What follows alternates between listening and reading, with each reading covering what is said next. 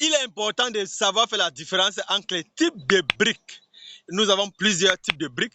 Je vais parler aujourd'hui de 3 types simplement en les citant. Je vais parler de la brique de terre crue, de la brique de terre cuite et aujourd'hui de la brique de terre stabilisée et compressée. Automatiquement, vous avez vu que les noms sont différents. Donc, les prix ne peuvent pas aussi être les mêmes. Les prix varient aussi. Une brique de terre crue, par exemple, est faite simplement, elle n'a pas presque d'éléments additifs. Une brique de terre cuite, automatiquement, va apporter l'utilisation, par exemple, du bois, de charbon et j'en passe. Vous voyez là qu'il y a variation de coûts.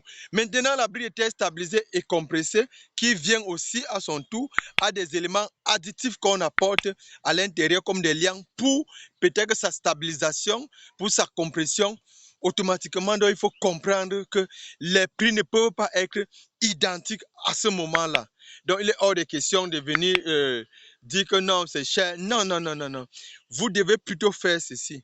Comprendre le mécanisme de fonctionnement. Vous allez voir, par exemple, quand on fait une brique de terre crue, elle n'a pas d'abord les tubes ici.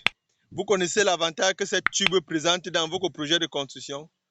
Vous ne connaissez pas. Donc, je vais vous dire encore, comme je dis toujours, il faut vous informer, il faut vous former et beaucoup lire. À très bientôt.